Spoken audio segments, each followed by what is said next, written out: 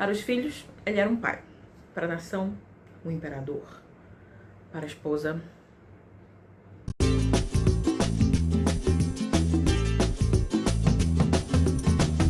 hoje eu vou falar então sobre o livro do Paulo Resulti sobre Dom Pedro I. Um livro que ninguém nunca leu no Brasil, né? Essa aqui, acho que vinha de brinde. Você comprava o Big Big, teve uma época que eu acho que você comprava o Big Big e ganhava de brinde aqui a biografia do Pedro I, do Dom Pedro I. Mas não sem antes eu pedir o like, finalmente. Eu amo quando eu lembro de pedir o like no início do vídeo, em vez de pedir no final e às vezes nem pedir. Então se você estiver gostando do vídeo, for gostar do vídeo, né, durante o meio, por favor, não esqueça de deixar o like. E se gostar realmente, eu também conto com a sua inscrição, pra falar a verdade. E vamos embora. O Paulo Resulti não vai contar só o Dom Pedro quando nasceu ou quando chegou no Brasil, não. Ele vai contar, na verdade, ele começa a história contando, gente, de como surgiu essa família em Portugal. Como essa família surge em 1401, como ela sobe ao trono em 1640, acho que foi 1640 ou 1610. Vai falar de como foi uma mistura de um filho de santo, tem padre no meio, tem rei também. Fala do sebastianismo também como um rei que some e o povo fica à espera, como se une Espanha e Portugal, como se separa. Esse é o início de tudo não, mas principalmente dessa família em Portugal. Como na volta, depois da desunião, Espanha e Portugal, ficou assim, mas quem é o mais aparentado do último que estava no trono? Se chega nessa família, que né, vai vir então Dom João IV, Dom João VI, Dom Pedro I, enfim. É um resumo bem bom, assim, bem já curioso. Você se sente realmente numa mega trama, sabe? Assim, realmente muitos personagens, algumas reviravoltas que só esse povo, que tinha bastante tempo, né, para confabular as coisas, poderia nos proporcionar. Inclusive, a gente vai percebendo, eu já vou até meter um mega spoiler aqui, que eu fico, gente, como é que esse povo casava sobrinha com tio, sobrinha com tia? Sobrinho, esse tipo, primeiro grau, sabe? A gente vai chegar lá depois, mas eu já fiquei assim, gente, não entra na minha cabeça isso, tá? Não entra mesmo na minha cabeça. Aí também vai contar de uma vez que o Dom João IV pisa num pé de um franciscano, o franciscano roga uma praga, que vai dizer que então aquela família, né, ela sempre ficaria sem um primogênito, mas a subir ao trono, sempre seria então o segundo, terceiro filho. Acredite você se quiser ou não, realmente na linhagem dessa família, a maioria dos que subiram ao trono não era o primeiro filho. Inclusive com o Dom Pedro I, tá? Ele foi o segundo, né? Se não me engano foi isso.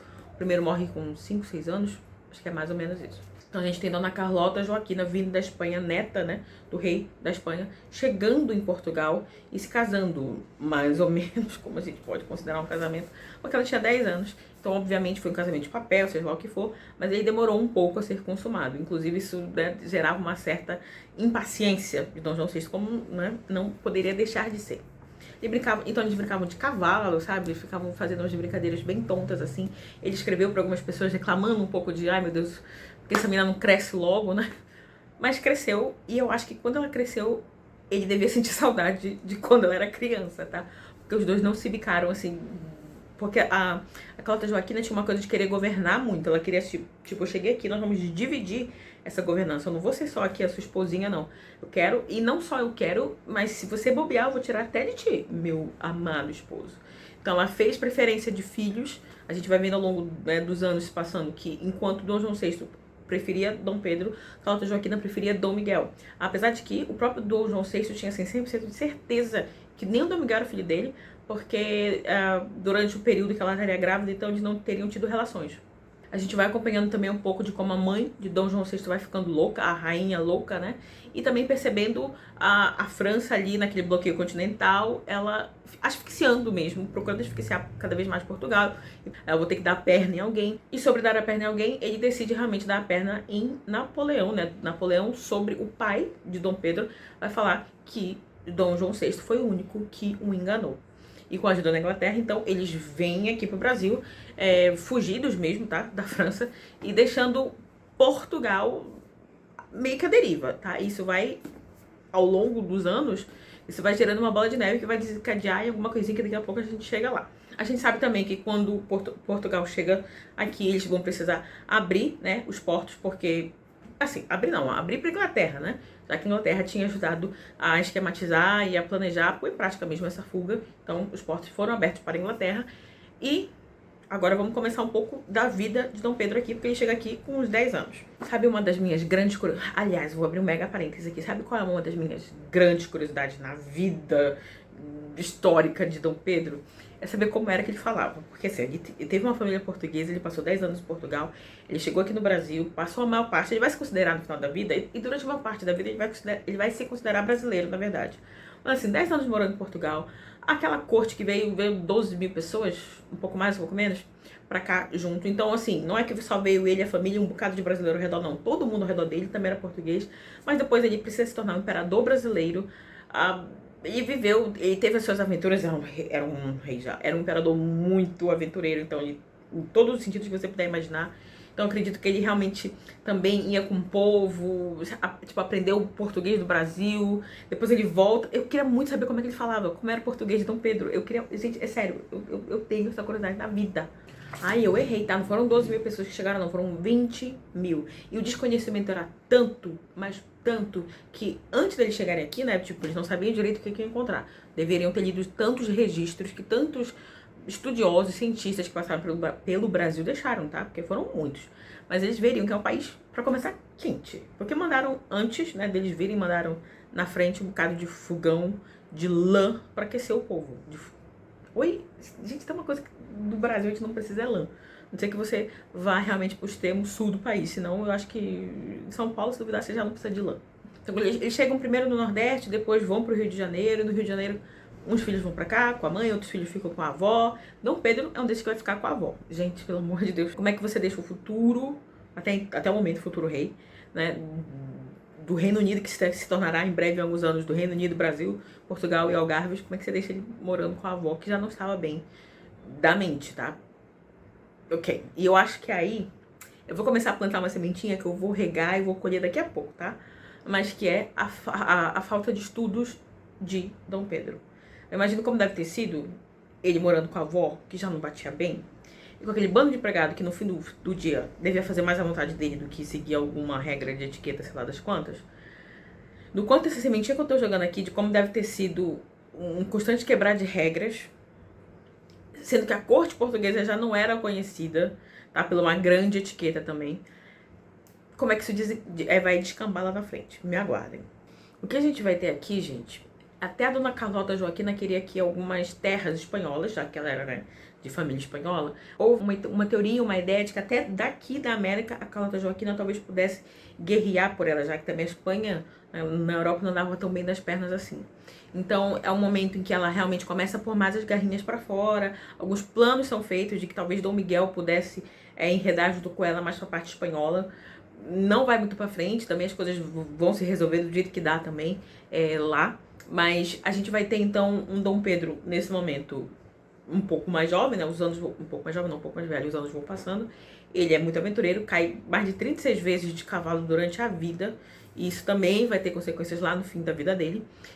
E ele é um pouco afastado do governo pelo próprio pai, porque acha que ele é muito novo ainda. Aos poucos, de acordo com algumas situações que vão se apresentando, ele vai metendo o bedelho, digamos assim, e nisso ele vai se provando, né, capaz de participar de uma reunião mais séria, de um conselho, de algo, ele aos poucos, até porque uma coisa que a gente vai vendo, eu já vou também deixar aqui pra gente analisando juntos, como Dom Pedro, ele me lembra muito um personagem do livro do Pepe Tela, o Mayombe, eu não lembro o codinome do personagem, mas era um que ele falava assim, eu abro o caminho das revoluções, eu não sei muito o que fazer depois do caminho aberto, então eu abro aqui, vou para outro lugar e abro outro caminho lá, vou ali e abro outro caminho lá.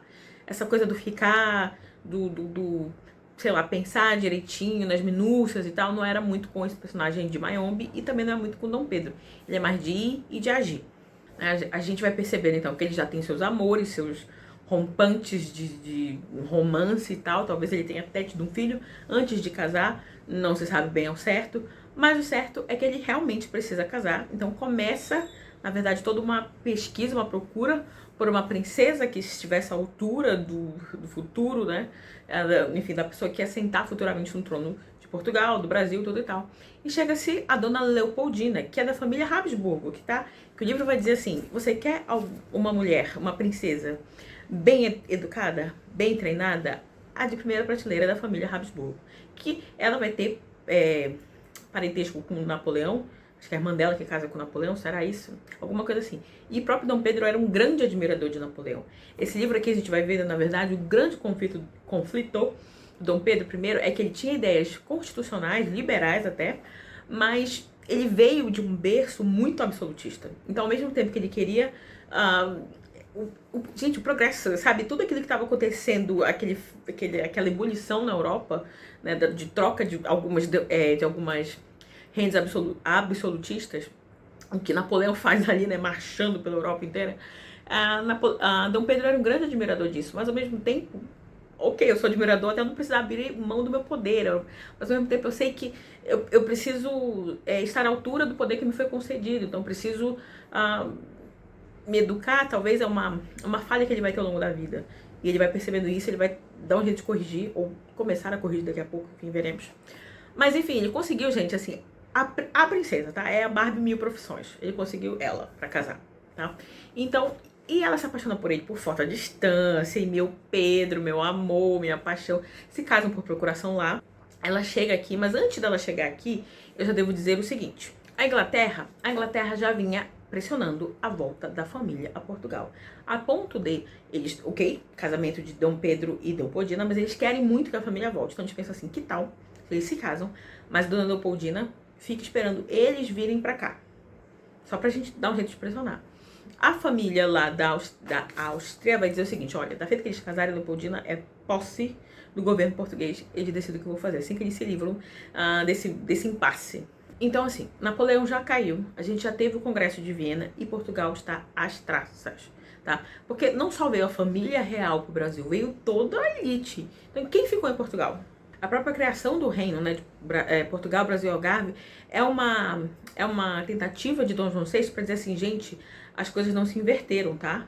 O reino ainda está em Portugal. Então, mas a gente está aqui porque nós precisamos, mas vamos então fazer essa aliança para que todos estejam em pé de igualdade. Enquanto isso, os brasileiros obviamente não querem que a corte volte, porque isso vai reduzir de novo o Brasil ao papel de Brasil colônia. Gente, assim, como é que eu posso dizer? A evolução, o desenvolvimento que Dom João VI trouxe para cá foi muito, até porque a gente sabe que, não sei se vocês sabem, mas enfim, a gente sabe, parece assim, eu estou, né, assumindo por todo mundo. Mas o Brasil era muito fechado para tudo, assim, mal não tinha imprensa direito aqui, tá? Os institutos de pesquisa, Biblioteca Nacional, enfim, um bocado de coisa. Dom João VI chega aqui e diz assim, gente, a corte vai para lá, mas precisa ter coisa lá, né, para se fazer. Então ele vai abrindo muitas coisas. Por isso, então, que o Brasil tem medo de quando Dom João VI voltar, o Brasil tá e vai fechar tudo que foi aberto aqui, como é que fica? Não, queremos vocês aqui.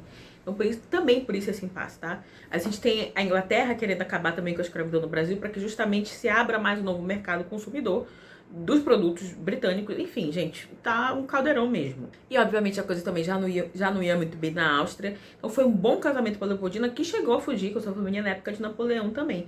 Então, apesar dela ser uma princesa Habsburgo, gente, eles também não estavam na cristã. Eles tinham muito status, mas também eles precisavam de alianças também, porque era assim que se construía poder, através de casamento. Inclusive, agora eu esqueci, na verdade não pensei, mas lembrei agora desse trecho do livro, que é sobre a Áustria, no sentido de enquanto outros guerreiam por poder, a sua arma de poder é o casamento, alguma coisa assim. E aí, gente, a gente tem ela chegando aqui, ela era uma coisa mais, ela gostava da mineralogia, acho que é isso, né? O Brasil é um excelente lugar para ela fazer suas pesquisas, seus estudos, suas anotações, tudo e tal. Quando ela chega aqui, em 3 anos, ela chega aqui, se apaixona por tudo e tal, mas em 3 anos a gente já vai ter alguns escritos da Leopoldina dizendo que se ela pudesse voltar no tempo, ela não teria se casado. O que já aconteceu em 3 anos, né, gente? Pra pessoa chegar aqui na lua de mel e cair pra baixo do inferno, assim. Bom, a gente tem a Revolução do Porto. Eu já falei mais da Revolução do Porto no meu vídeo sobre 1822. Então, gente, essa parte da independência tá tão bem amarradinha no meu vídeo sobre 1822, que eu vou deixar o link aqui. Eu vou passar muito por cima, tá? Porque, gente, assim, se você quer um livro muito gostoso, a leitura é incrível, sobre o processo de independência, obviamente, algum tempo depois, eu recomendo 1822, assim, gente, sério. Tem um personagem em 1822 chamado Cochrane, que eu fiquei assim, lá, gente, ele rouba a atenção quando ele aparece, tá? E assim, é tudo histórico, tudo bonitinho, não tem nada ficcional. Então, mas ele realmente rouba a atenção. Eu falei aqui, e aí eu pensei, será que o Cochrane vai aparecer aqui? Eu fiquei assim, cara, o Cochrane acho que aparece em uma linha aqui. Eu fiquei assim, não, gente, o Cochrane eu não vou falar, tá lá no meu vídeo, se você quiser, vá lá. Mas eu fiquei assim, gente, como é que Cochrane... Gente, aqui tem mais de 400 páginas, como é que Cochrane... Você me dá uma linha pro Cochrane, sabe? Não dá. Mas enfim, então a gente teve a Revolução do Porto, a gente teve Portugal pensando, né, em reinaugurar a União Ibérica, junto com a Espanha, obviamente, porque, de novo, estavam se sentindo muito abandonados. Fica aquela coisa do... Gente, alguém tem que vir pra cá, tá? É o seguinte, mandem quem vocês quiserem, uma hora vem todo mundo, outra hora vem uma parte da família, outra não, outra hora vem Dom Pedro com a Leopoldina. A Leopoldina sabe que não é pra voltar, sabe? Gente, a Leopoldina, que mulher, que mulher. Falarei mais dela daqui a pouco. Mas enfim, o que se decide então é que volta Dom João VI e uma parte da família, e fica, na verdade, a maior parte da família, e vai ficar aqui mesmo Dom Pedro, Leopoldina e seus filhos. Não lembro de mais alguém muito importante assim na família ficando, não. Então, a gente sabe que Dom João VI chega para Dom Pedro e diz assim: Dom Pedroca, filhão, seguinte, o caldeirão tá aí, tá? Essas ondas revolucionárias estão aí, essas guerras de independência estão aí. Então é o seguinte, se for necessário, caso chegue o dia de Brasil e Portugal virem se separar, eu prefiro que seja algo entre nós, porque tu vais me respeitar. Em vez de... ele sabe o que tava falando, só quero dizer isso. Mas não necessariamente porque ele tava falando pro filho, porque teve um outro filho aí que bagunçou o coreto, mas enfim. Ele então, né, Dom Pedro fica com isso. Talvez Dom João VI tenha chegado a conversar até com Leopoldina sobre essas questões também. Mas Dom Pedro aqui também vai ter suas guerras, tá? Primeiro que o pai rapou o cofre, né? Tinha muito pouco aqui, quando abriram o cofre, vamos ver o que a gente pode melhorar esse país. Não tinha quase nada. O Banco do Brasil quase vai à falência. Dom Pedro I começa, então, a emitir alguns decretos, digamos assim. Você não pode mais ser preso sem um mandato, ou mais ou menos. Eu não sei muito de leis, então nomes podem faltar alguma coisa ou outra, mas nesse sentido também criou novas regras para desapropriação. Então ele foi colocando, né, as mãos à obra, mas ao mesmo tempo assim, era muito pouco, ele não tinha dinheiro. Ele falou, obviamente escreveu, melhor dizendo, né, pro pai, meu Deus do céu, acho que não vou dar conta, porque não há com que se trabalhar aqui direito, apesar de ter muita coisa para fazer. E não só isso, mas como as cortes portuguesas começaram então também a desfazer algumas coisas que já tinham sido estabelecidas aqui no Brasil, justamente pela pressão de Brasil superar Portugal, da colônia superar o Império.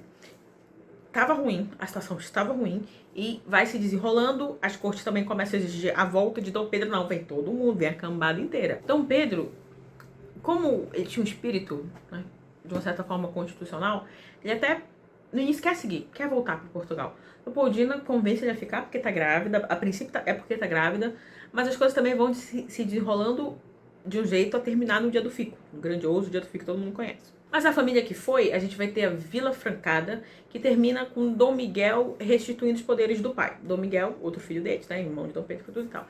E mais pra frente a gente vai ter a Abrilada, que é... Lembra que o meu filho vai me respeitar? Que seja por ti, Dom Pedro. Ele podia ter falado isso pro Dom Miguel também. Porque o Dom Miguel foi lá e falou, quer saber? Eu que vou sentar nesse trono, pai. Eu tá, sei lá, não tô gostando do seu jeito de governar. Esse trono é meu. Porque Dom João VI, todo mundo sabe, né? A história conta que ele era um rei mais tranquilo, demorava a agir, demorava a acertar as contas.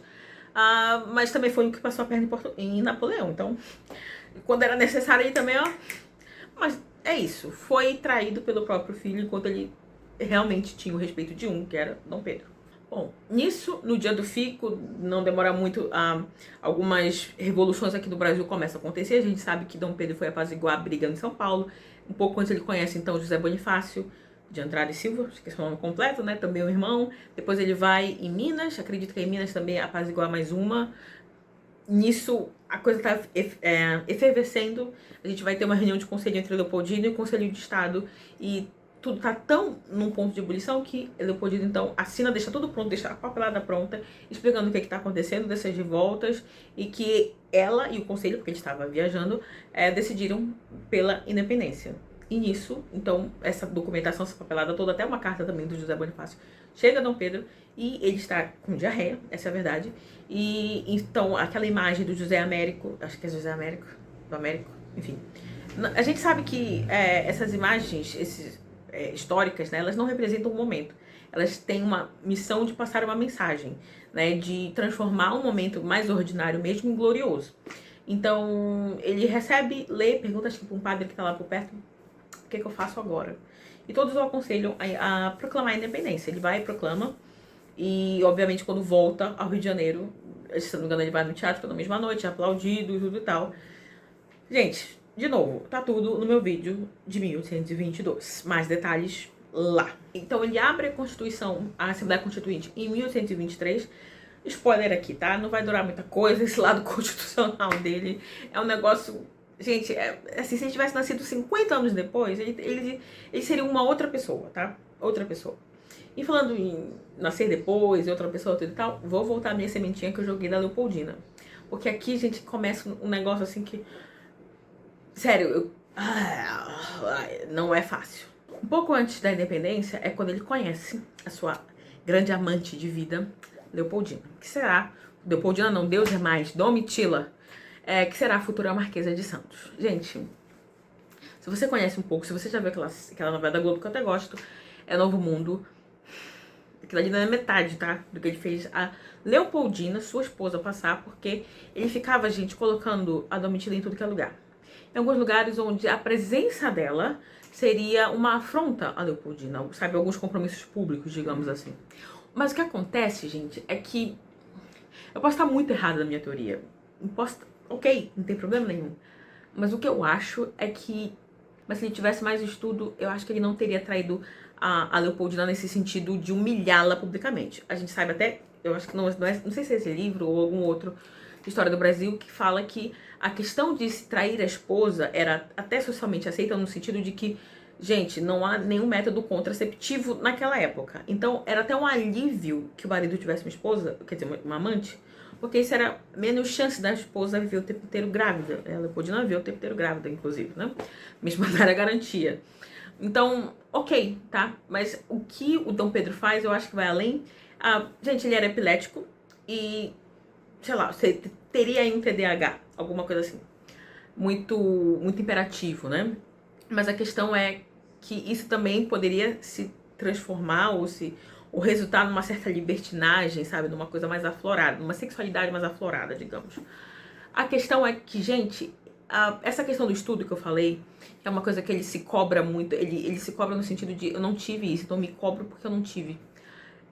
De estudo, de saber que como rei, toda hora eu quero falar rei, como imperador, como líder de uma nação, ele precisava do exemplo, ele tinha essa noção, mas eu acho que como a vida dele ele não foi tão treinado para aplicar essa noção na vida, nos mínimos detalhes, como, de novo, a corte portuguesa não era um primor de etiqueta, ele ficou devendo. Tanto é que o contraste entre ele e a esposa, Leopoldina, era gritante. E ele reconhecia isso até. E ela ajudou muito, tá? Em questões políticas, em questões sociais. Então, não só isso, mas eu acho que o que machucava também a Leopoldina era saber o quanto ela era humilhada publicamente, de novo, o quanto isso estava errado, o quanto politicamente isso estava errado, porque apesar de, ok, você ter um amante, era aceito pela sociedade, tratado como ok, não tem nada de mais nisso, mas qualquer pessoa daquela sociedade com um pouco mais de estudo, conhecimento, posição social, saberia que não é ok você trazer sua amante, você fazer, sei lá, em alguns decretos, assinar com que ela tivesse praticamente o mesmo peso de um membro da família real, ou imperial, enfim. É tão difícil entender, Dom Pedro. De novo, vou trazer um spoiler lá da frente, que é o seguinte. Quando a Leopoldina estava morrendo no quarto, Dom Pedro não estava lá no... Eu esqueci o nome do lugar. Ai, caramba. Não sei o que é da Boa Vista, gente. Como é o nome? Quinta da Boa Vista. A Domitila, que era tipo uma serviçal... Não sei exatamente o peso, né, das funções ali na época, mas ela trabalhava ali, né, na quinta.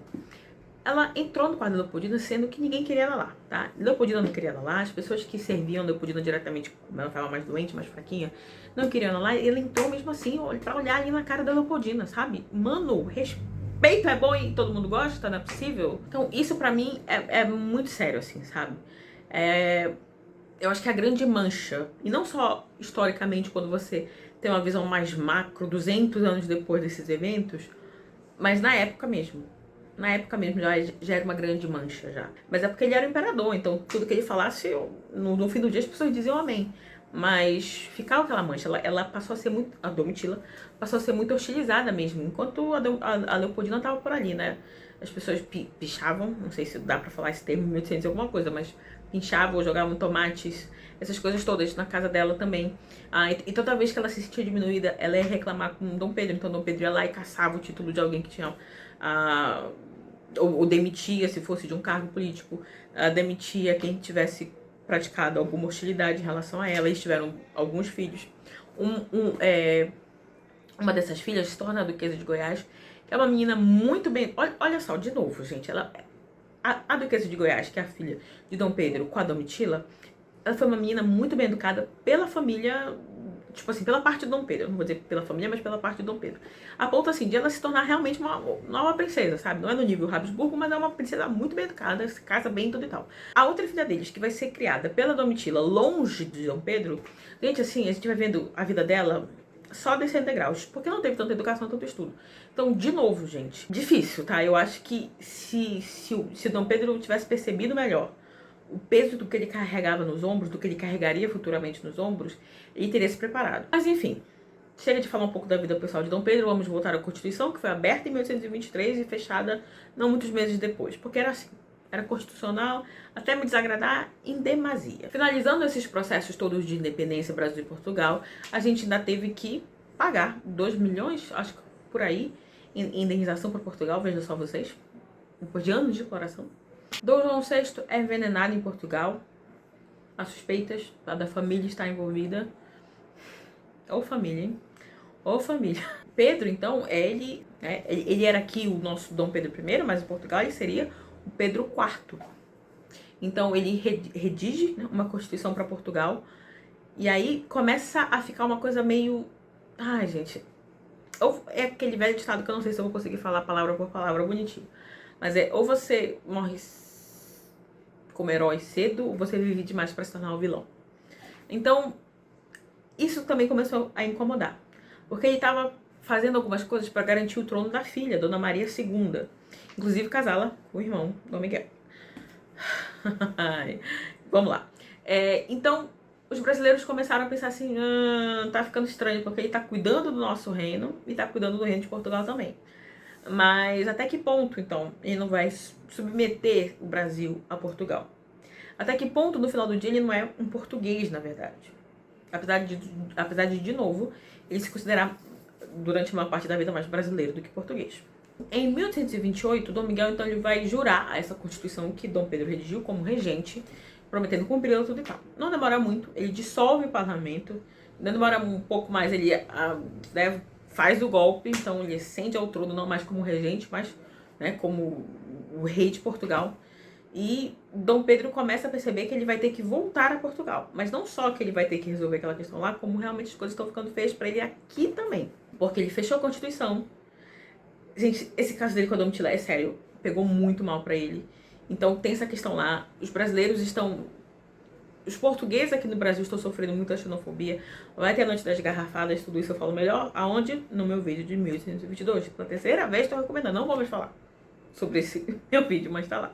Tá? Então realmente chega um momento em que ele percebe, ele tentou de algumas formas se manter no poder, não porque ele entendia que não, isso é meu e ninguém me tira, mas gente, assim, era um Brasil novo também, sabe? Era um Brasil que não sabia se virar sozinho ainda direito.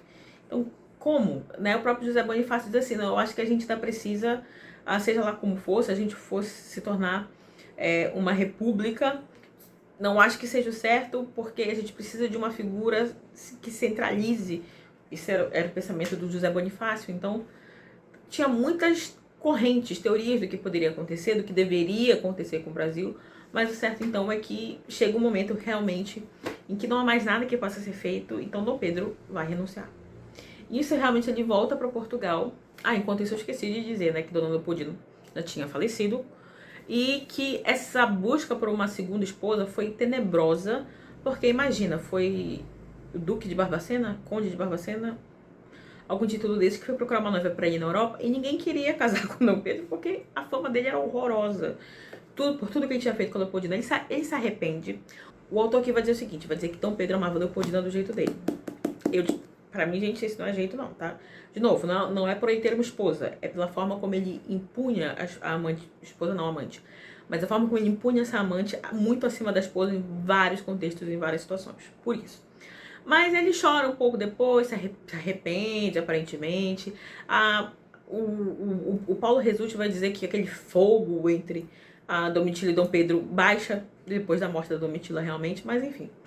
Então ele vai casar, gente, de novo com uma pessoa que tem uma certa relação com Napoleão, mas não mais da mesma prateleira de uma Habsburgo. Ele vai casar com a Dona Amélia, e que ela é muito bonita, ele não abria mão de dizer que fosse uma princesa bonita, mas realmente ela não tinha nem tanto o estudo da Leopoldina. Politicamente ela não temos uma grande ajuda dela aqui, mas ela realmente foi uma parceira de vida de Dom Pedro. Aí tiveram uma filha juntos, ou duas, acho que duas, ou uma, eu tô na dúvida. Mas ele também já estava muito debilitado, ele começou a ficar meio debilitado, né? E obviamente que a Domitila teve que sair, né, do Rio de Janeiro, não sei se do Brasil exatamente, mas do Rio de Janeiro, porque essa notícia precisava chegar na Europa. A Domitila não está mais no Rio de Janeiro. Olha o nível diamante, gente. Ele inaugura o nível diamante, sabe? Eu não sei se poucas pessoas na história mundial chegaram ao nível Domitila diamante. Chegando na Europa, Dom Pedro vai passar pela Normandia, vai para Londres, mas ele precisa retomar o trono que o irmão usurpou. Precisa devolver esse trono para a sua filha. Então a gente vai ter o confronto desses dois irmãos, Dom Pedro de um lado e Dom Miguel do outro, os miguelistas, né? E não vai ser fácil, tá? A gente vai ter o cerco do Porto, né? Dom Pedro vai ficar mais de um ano ali, mas sempre assim, faça chuva, faça sol, ele tá ali, ele tá verificando as coisas, ele tá planejando tudo e tal. Chega lá um comandante e vai dizer, olha, a questão é o seguinte, o Miguel tá muito focado aqui nesse cerco, ele acha que a vitória dele tá tanto aqui que ele enfraqueceu alguns outros pontos, e a gente pode atacar nesses outros pontos. Então, é a partir desse momento que a coisa começa a mudar de lado. Então, realmente, Dom Pedro vai tendo algumas vitórias menores, a ponto dele conseguir, então, no final, tomar Lisboa. E o irmão vai e volta um pouquinho, tenta alguma coisa ou outra, mas toda vez ele é rechaçado. Então, realmente, Dom Pedro consegue o trono para a filha. Eu contei muito rápido aqui, mas essa parte é bem difícil, até porque é o momento em que esse cerco foi muito pesado fisicamente para ele. Ele, apesar de ser muito ativo, isso também teve, né, cobrou, né, um preço. E um ano você vivendo num cerco, imagine as condições. Então, depois que as coisas começam a sossegar, ele, tipo assim, gente, ele devolveu o trono de Portugal à filha, que era quem deveria, enfim, que era quem deveria subir ao trono. Ele deu a nossa independência, a nossa Constituição. Gente, assim, ele nasceu numa cama lá em Portugal, no quarto chamado Don Quixote. Ele cruzou mares, continentes, veio aqui, fez as guerras da independência aqui, nos deu uma nova forma de governo, volta para Portugal, devolve o trono à filha, sabe? Dá uma constituição àquela nação também, apesar de que, né, uma hora é tomada, uma hora enfim, tem golpe, mas tudo bem, também redigiu uma constituição para lá. E ele morre no mesmo quarto, na mesma cama em que ele nasceu, sabe? É uma coisa épica, eu diria. Essa quase que volta ao mundo, né? Ele viveu no momento do século XIX, gente, que é aquela ebulição mesmo de diferentes pontos de vista, né? De você estar saindo de uma forma de governo que só existia praticamente aquela, outras ideias estão surgindo, então imagine como devia ser isso na mente dele. Então, ok, entendemos esse lado, né, desse homem, então dividido entre muitas ideias. Mas o que a gente tem aqui é um homem incansável, um abridor de caminhos, mas que não sabia muito o que fazer depois que eles estavam abertos. Assim, ele metia muito os pés pelas mãos, tanto aqui no Brasil quanto em Portugal. Ao mesmo tempo que ele dizia, ele cobrou isso muito dos filhos. Quando ele vai para Portugal, ele deixa Dom Pedro com 5 anos aqui, e nem se despede do filho, porque acho que ele não ia aguentar. Assim, gente, eu vou até encerrar um pouco com isso também. Ele podia ser um péssimo esposo, como era de fato. Mas ele foi um excelente pai no sentido de cobrar os filhos. Sabe? Acho que todo filho com um pai presente passou por aquela situação de você contar uma coisa maravilhosa que aconteceu, que você realmente arrasou. E aí seu pai fala assim, mas o que eu quero de você é que você seja um homem de bem, um homem preparado para a vida, estudado, que tenha boas notas na escola, que se dedique. Esse era Dom Pedro com os filhos. gente vai ter várias cartas dele falando, né? Ele fala para uma das filhas, já depois de estar em Portugal, na volta a Portugal, que ele fala assim, eu estranhei essa tua carta não tá muito bem escrita. Ele dá uma chamada de atenção, fala da importância de se estar preparado, da importância de estudar, da importância de se aplicar na vida. Ele fala algumas vezes que deve-se estar à altura do papel, da posição que se ocupa, e que ele se culpa por ele não ter estado à altura. Que isso é possível ver na vida dele, essas falhas. Por isso que eu sempre volto. Pra mim, essa questão da Domitila é isso, tá? Eu não tô dizendo que eles não teriam se conhecido, mas o nível que chegou publicamente, eu duvido se ele tivesse sido melhor preparado nessa questão de ser exemplo, que é uma coisa que ele vai cobrar dos filhos. Ele vai morrer, então, de tuberculose. Eu não gosto muito de como o livro termina, gente, na verdade. Porque o livro termina falando de como é a tuberculose, sabe? De como a tuberculose se comporta na vida de uma pessoa, né? Digamos assim. A tuberculose pulmonar é uma das mais antigas doenças conhecidas que afetam o ser humano, é causada pela bactéria. Eu fico, ui, peraí, não era pra terminar assim. Mas, de fato, é um grande homem. Talvez a vida pessoal realmente na lupa ninguém vai se sobressair, né, positivamente, mas em termos de feitos históricos e de contribuição, né, para esses dois países, era um homem que intencionava bem. Podia ser que ele no meio do processo se perdesse um pouco, mas ele intencionava o bem. Mas é isso, ele se perdeu, né, porque até mesmo lá em Portugal, inclusive, né, de novo ele passou a ser visto como traidor depois de devolver o trono à filha Alessa. Porque ele foi muito condescendente com os miguelistas, ele perdoa todo mundo, ele perdoa o irmão, sabe? Ele devolve terras e todo mundo, não, mano, como assim? E foi uma choradeira quando ele morreu, até os miguelistas choraram, porque justamente ele protegia até os miguelistas, sabe? Enfim, é um grande homem, espero que tenha dado pra gente falar um pouco mais. Eu separei tanta coisa, gente, mas eu já tô aqui com, sério, 50 minutos de vídeo, então... Se eu falar mais, eu separei alguns trechos bonitos aqui. Vou ver se eu acho ao menos um do estudo aqui que seja. Vamos lá. Antes de eu falar dos filhos, então, eu quero ler essa daqui sobre essa dicotomia do coração dele entre o Brasil e Portugal. Um trecho, ele fala assim, ó. Embora nascesse eu em Portugal, é no Brasil que eu nasci ao sentimento de mim mesmo. É no Brasil, sob o benigno céu, seu sol resplandecente, no seio da sua virginal e incomparável natureza, que minha juventude floresceu e que a vida com os seus mistérios, a mocidade com seus encantos, se manifestaram à minha alma. É no Brasil que eu fui filho, esposo, pai, cidadão, soberano, legislador, fundador de um império, reticências, enfim. Meu estado não me consente escrever. Já estou quite com Portugal. Paguei plenamente a dívida que contratei com o meu nascimento. Regenerei suas instituições, dei-lhe uma constituição e 2 vezes a liberdade. E por ele morro na flor dos meus anos. Mas convosco, brasileiros, a minha consciência não me outorga tão satisfatório testemunho. Terei cumprido com todos os deveres de fundador do império. Mas o foro interior me acusa de ter parado na metade da tarefa. Sem dúvida, eu vos suavizei o caminho da independência, eu vos salvei da horrenda anarquia que devora vossos vizinhos, eu vos dei um pacto social concorde com a vossa civilização. Porém, não era bastante redigir e promulgar esta Constituição. Preciso fora dar-lhe o indispensável andamento, promulgando prévia ou simultaneamente todas as leis orgânicas e códigos de que ainda em parte careceis depois de 12 anos. E ele continua.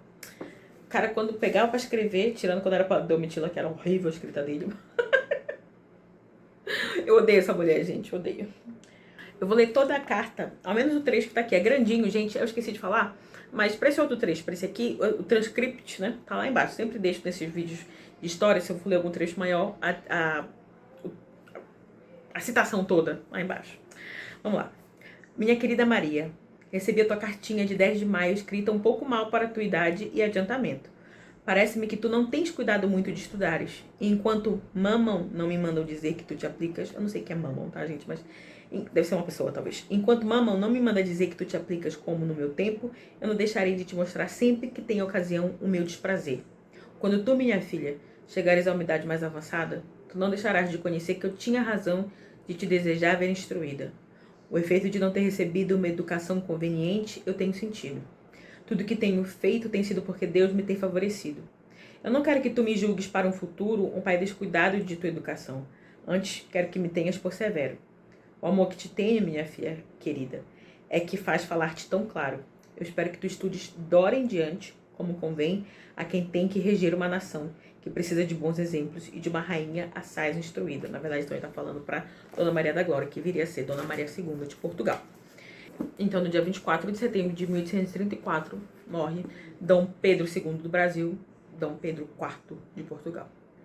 Vou ler mais uma. Vocês me perdoam o afronte, o assinte? Vou ler mais um trecho só para finalizar, então.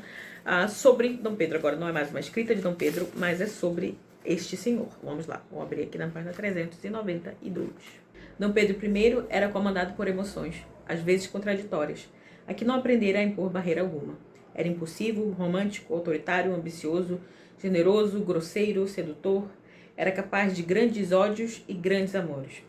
Dom Pedro II foi educado para não se parecer com o pai. Ensinaram-lhe a controlar ódios e amores, a ser contido, racional, equilibrado, previsível. E previsível será também que mais pra frente apareça por aqui uma biografia de Dom Pedro II, mas não antes de aparecer então aqui a biografia de Dona Leopoldina. Sou fã, vou mandar fazer uma blusa aqui, sabe? Fã clube de Dona Leopoldina. De novo, eu peço então que se você tenha gostado, deixe um like. Considere se inscrever no canal. E é isso. Até mais.